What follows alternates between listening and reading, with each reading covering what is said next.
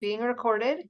I'm thinking it's not going to be too spicy. Sometimes we don't record like roundtable stuff, but this is a really important policy discussion that I think our colleagues who can't attend live would like to hear. So we are going to go ahead and record it. And we're only at a half hour, so it's going to probably go pretty quick. The session is focused on how we communicate our expectations to students around our syllabus policy of the use of for our courses for generative AI. So it's going to be partly focused on what is your policy, but then how are you communicating that, and what are your other, what are the other things that are coming up for you around this topic in your courses this semester or in your departments this semester if you're in a supervisory role. I have a poll that I will probably push out to you in just a minute, just a Zoom poll with 3 questions to get a sense of where people are at, and we can kind of use that to guide the discussion. So you'll have a chance to tell us how you're doing. Sheila's saying she can't hear anything. So, and I don't know if she popped out of the call and is coming back in. I'll see if we can help her here in a minute. Let's see. Yeah, Sheila's going to come back to us. So we may have a few more people join us here in a minute, but let's go ahead and just get started with this quick poll. I'm going to launch the poll. There are 3 questions. Go ahead and answer these 3 questions. It shouldn't take you too long.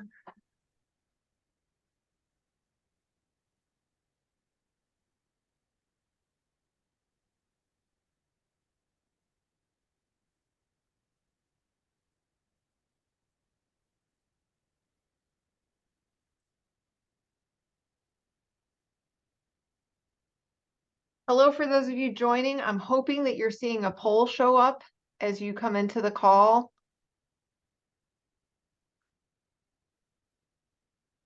If you're not, you can vote with us when we discuss the poll.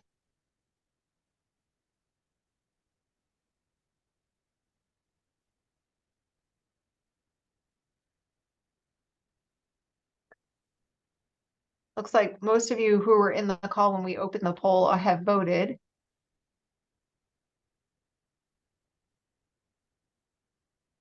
So I'll probably go ahead and end our poll and we can kind of get started with discussion. I'm hoping that you'll keep yourself off mute or take yourself on and off mute so that we can all participate in the discussion around these responses as we go. All right. So I'm going to share the results. What we've got for our first question, we can see that of the folks in the room, the folks on the call, 5 of you have answered use prohibited, and 4 more of you are not applicable, probably because you're not actively teaching courses. So we've got pretty minimal response in those other 3 areas, which is like, the use of some AI. I'd love to hear from those of you on the call if you answered anything other than use prohibited. So name yourself if you would, if you answered either permission, acknowledgement, or no acknowledgement needed. What do you got, Dan? Talk to us. You're on mute right now. There you go. There you go. Actually, not too much to say about it. The nature of the course that I'm teaching, is such that it's more on a technical side. So as far as anything that they would be writing in my class, it's more of a conversation between individual students. It'd be kind of hard to fake that. Don't underestimate AI, but I just don't necessarily see that conversation would be very fruitful if they were trying to use AI. Someone will ask a question and they go, "Oh, it's a dialogue." So with that in mind, does that mean that which one of these did you mark? I said use wide open. You Okay. want to use it, you do whatever you want with it. It's fine. Okay. Others who marked use only with acknowledgement or with permission? Either one of those. Anybody want to name themselves?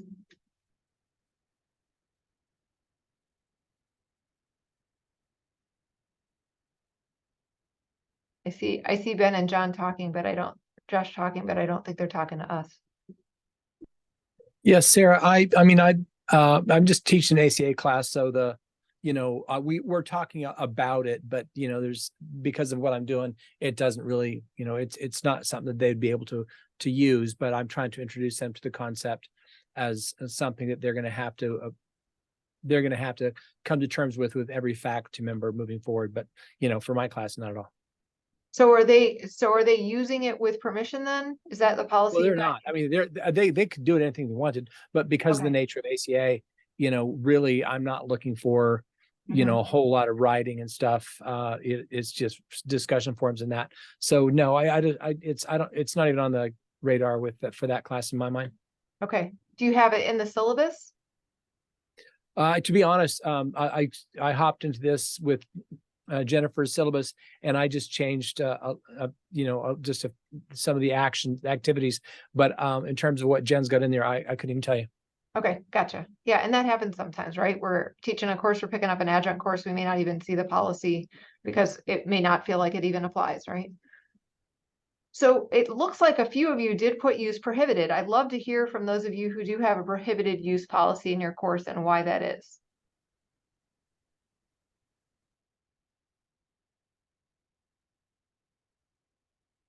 Hey, Sarah and everyone.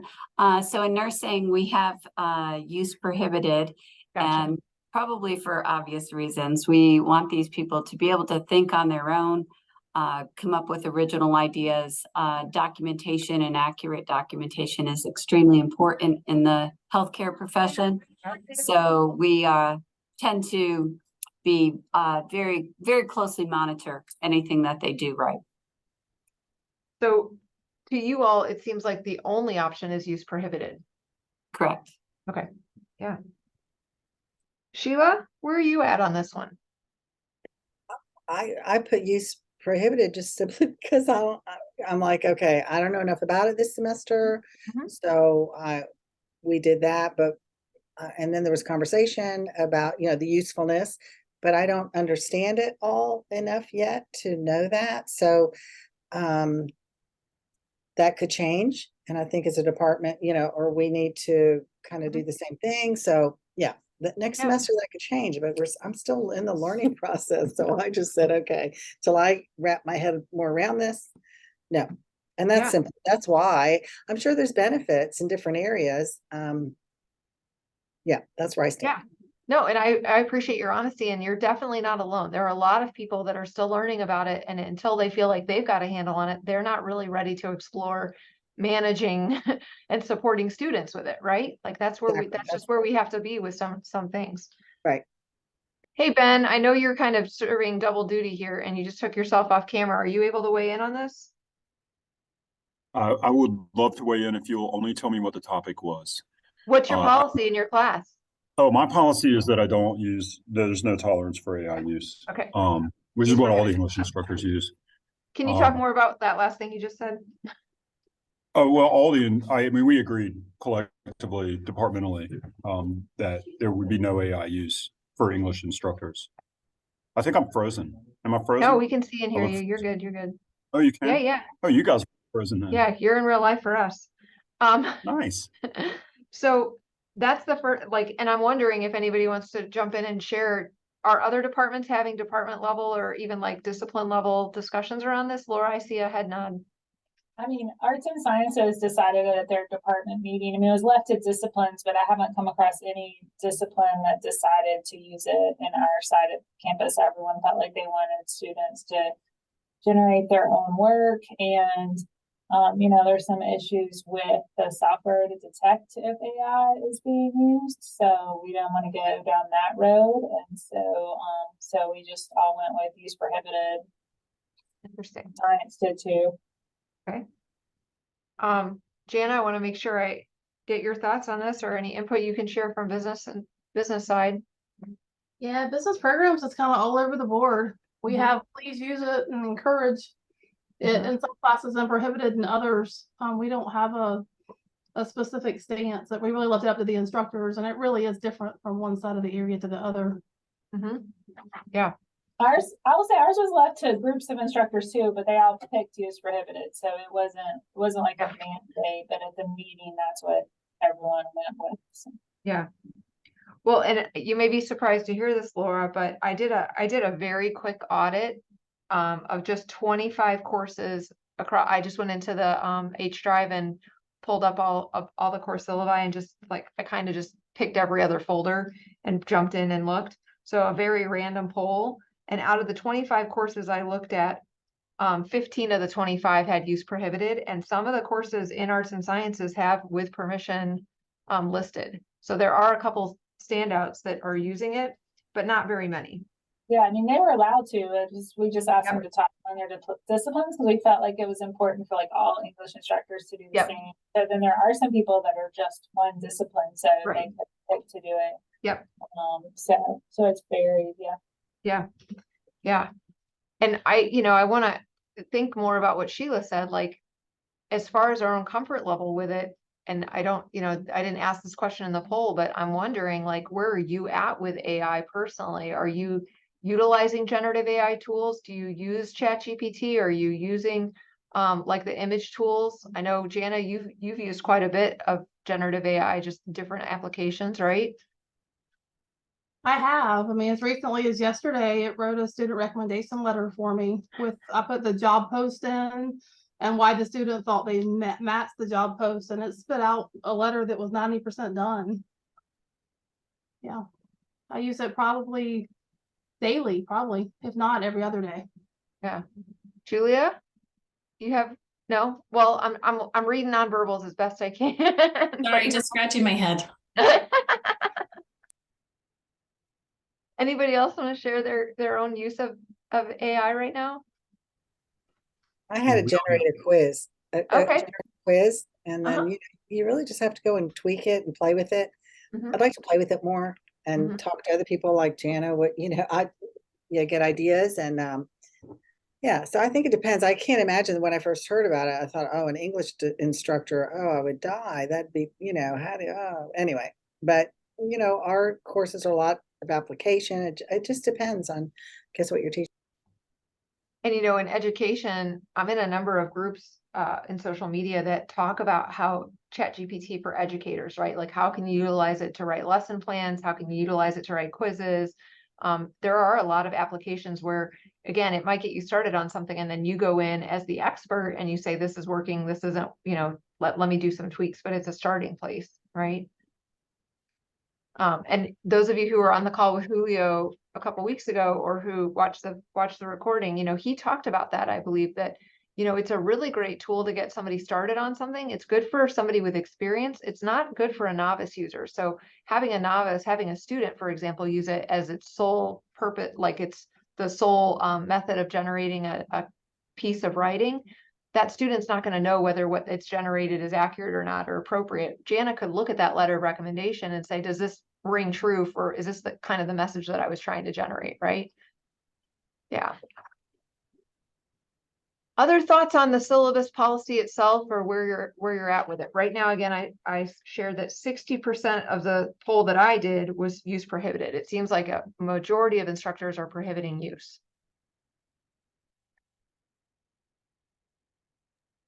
Sarah, I don't have thoughts on that, but I'll share this really quickly Yeah, do. with everyone. I have been using it, not in the manner that Janet's describing, although I'm still thinking about using it in that kind of way. But I've been using it mostly to kind of test my own writing prompts, and also to see what it's capable of. So I just make it write me stuff all the time. And in regards to testing my prompts, what I would say is that it took me, and this is in line with your comment from just a second ago about what Julio said, but it took me quite a bit of effort to get it to generate anything even close to what I would have considered an acceptable essay for the prompt that I was feeding it, right? Mhm. And I had to keep asking it so many questions and giving it so many instructions on how to refine the work that, to your point, a novice student really wouldn't probably not have been capable of doing that to that level. I don't know that, it wasn't able to produce easily what I was asking it to, that's for sure.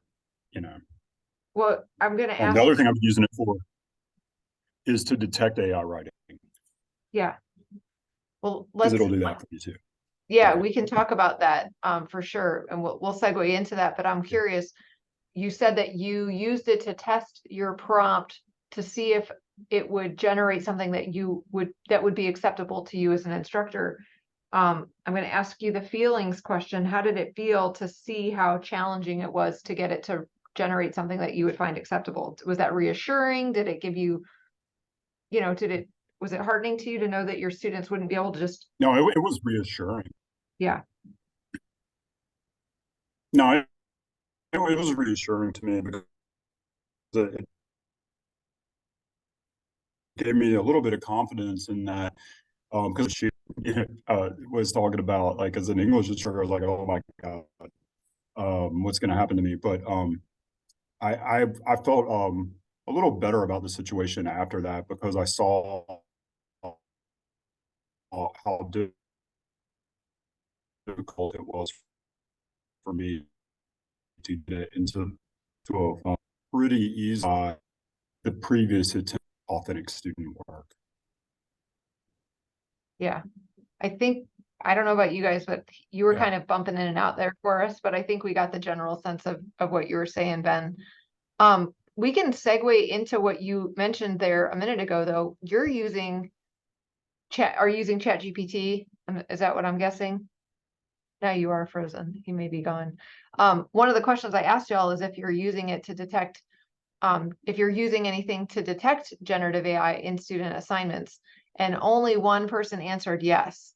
So of course, I'm curious who's using CopyLeaks or one of the platforms itself. And Ben says he's using ChatGPT. Anybody else using Turnitin, CopyLeaks, ChatGPT to detect the use of generative AI? Yes, Sarah. There's a tool called Perplexity that gives its sources. It's where it got its ideas from. And I like that a lot. So especially if I'm doing some initial research and I'm just trying to see, is this true? But you can sort out hallucinations fairly readily because it says, here's the 5 places that I got that from. So Perplexity for, you just for quick and dirty stuff, that you're trying to have it tell you a couple things real fast, it works. Can you define hallucinations for those on the call who Oh, haven't? sure. AI doesn't understand the difference between truth and lies, or honest or dishonest. It just doesn't. It's just a program that's pulling in information, and a part of that is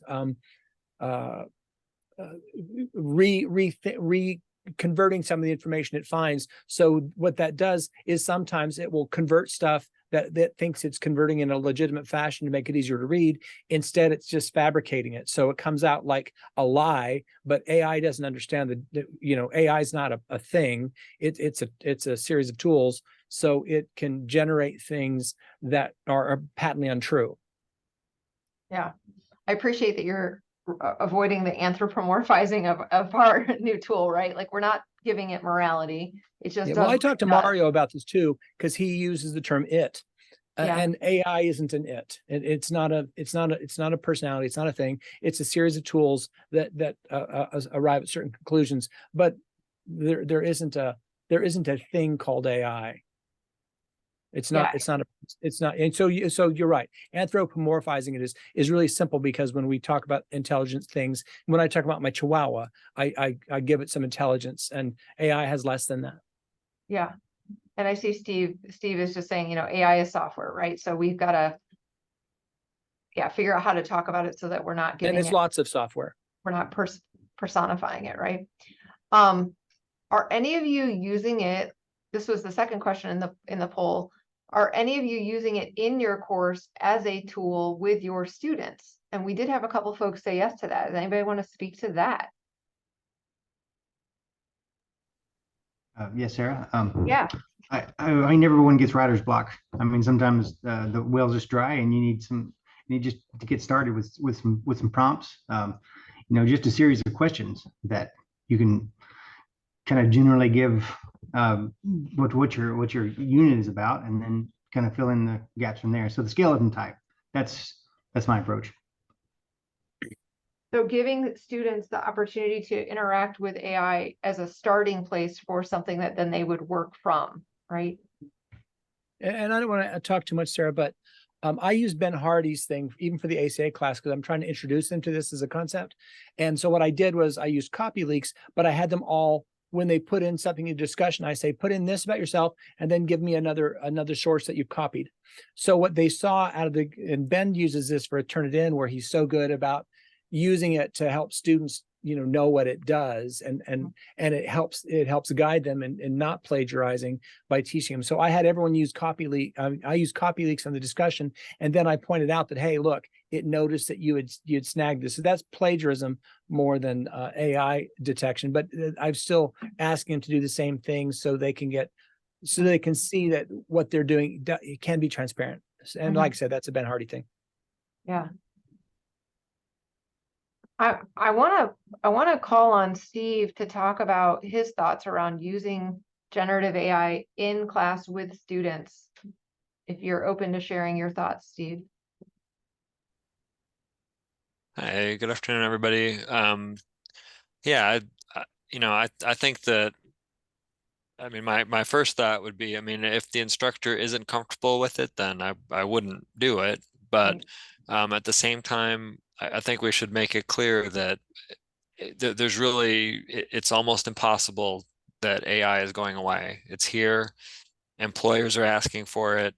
It's pretty much entrenched. It would be the same as, telling somebody, you can't use a computer to write your homework. It's just not possible.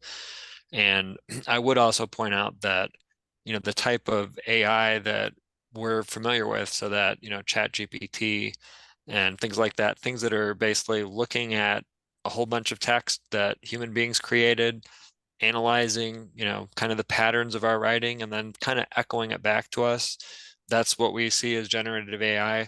That's just the tip of the iceberg. So like Amy Zoka and folks in the medical field, AI is being used for, analyzing medical images and doing other types of diagnostic work. So I just don't, I think it's appropriate, whatever the instructor thinks for the class, but at the same time, there's going to be a lot more effort and money and energy put into this. So pretty much any field, all the way, childhood education, medical field, music, everything, it's going to be affected by AI, and it is being affected by AI.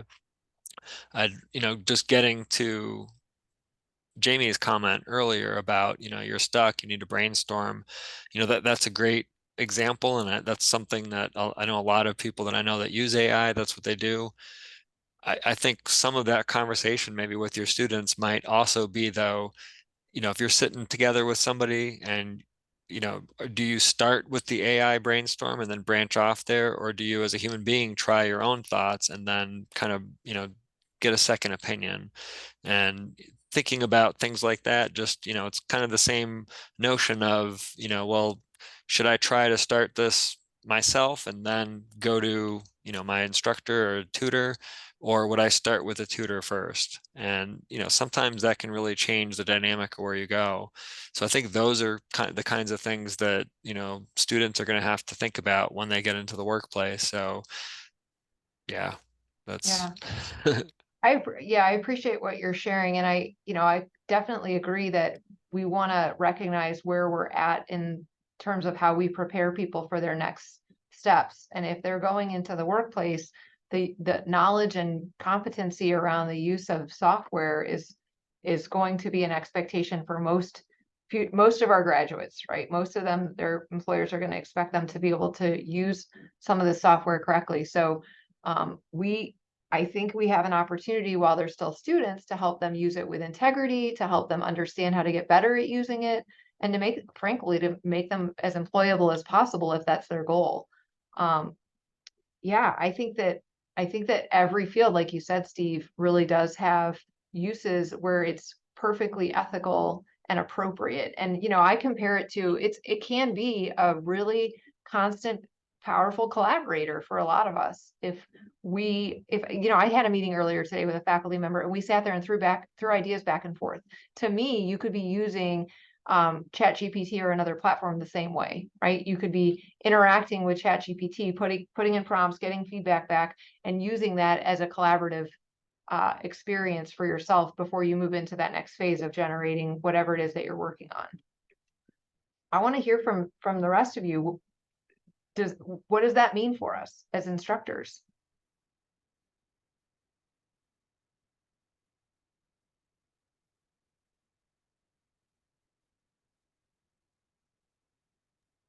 Well, Sarah, obviously I can't speak for everybody but for what it means for me is I'm not sure, Yeah.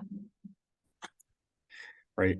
I'm still trying to figure it out. I'm in the group of people who's not currently using it in the classroom, and it's in part because I'm not quite sure how to use it in the classroom yet. Like what I think is going to be an acceptable means. I'm still trying to figure that out for myself, and so I don't have anything yet for my students to bring forward there.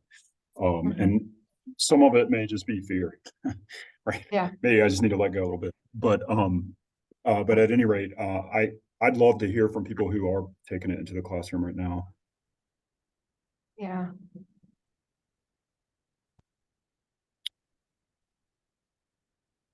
And I've got, I certainly have a lot of especially for English, I've read lots of cases where faculty are using it with their students as a revision tool, as a second drafting tool, as a peer feedback tool. They're using it to give feedback to students. So the process of writing that takes place in most English courses, I think, is really conducive for having this assistant. And that's certainly Khan Academies launched their assistant tool for K-12 called Khanmigo, and it really is, it's like a second instructor. And when you look at the way that it can individualize feedback so quickly, I mean, that's a huge efficiency. And that's one of the things I feel like you were kind of planted in here, Ben. That's one of the things that we're going to be talking about is how do we, in some of our future sessions, how do we create some efficiencies? I think Kevin's got a session this coming month, faculty efficiencies with ChatGPT. So that might be a session you want to pop into, and others might want to clue into. Jana and Dan, because of your department area, do you want to share any other thoughts? I saw Steve just pop in. He may have something to share too. Sorry. I'll share, but I'm not sure exactly what I could say about it right now. I actually bit the bullet last night of all things and actually paid for a commercial account for OpenAI. And I think it would be kind of fun to put that up on my computer for my seated class. And questions come up, I'll say, well, let's see what ChatGPT has to say about that. So I don't know. We'll see how that all works. Someone might ask a question, what's the difference between a this and that, and what layer of the OSI model, just some networking types questions. And actually I've asked on my own just to see what it would do, different things. What's the difference between a packet and a frame, and it came up with quite a lot to say about that, actually. So in that regard, I think it might be helpful to have the students recognize that they have this as a tool. So if I don't actually model it, they're not going to do it. At least not in the capacity that I'm going to try to use it in. Right. Yeah, it can really help us accelerate learning, and we're going to all get into situations where we've got to learn something quickly, and it can be a great tool for that, certainly. Steve, did you have something you wanted to add?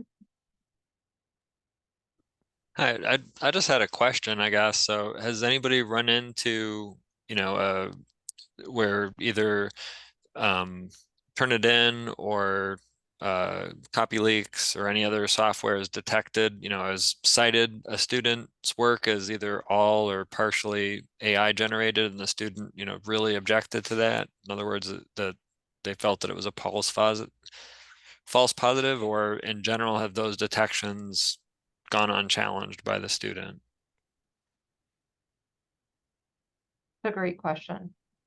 Ben's saying several times.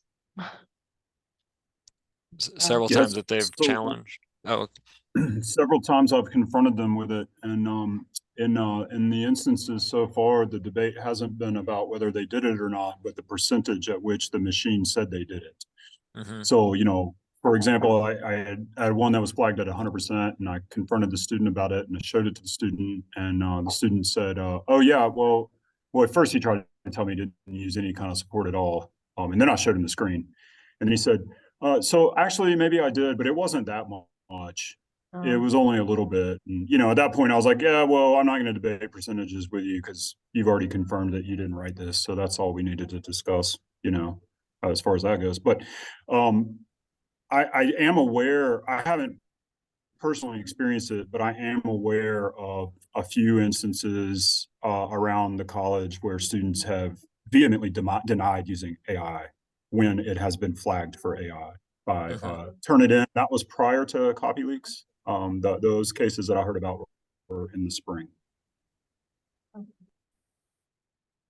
And that's going to continue to thank be you. something we've got to pay attention to, right?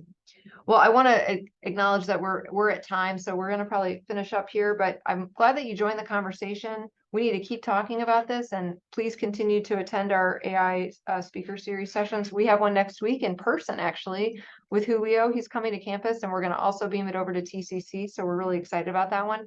He's going to just expand on what he shared with us and open it up for more discussion. So please take a look at that, and I'll be sending out a reminder of that as well. Hope you all have a good day. Let's keep talking and thinking about how we can continue to support our students.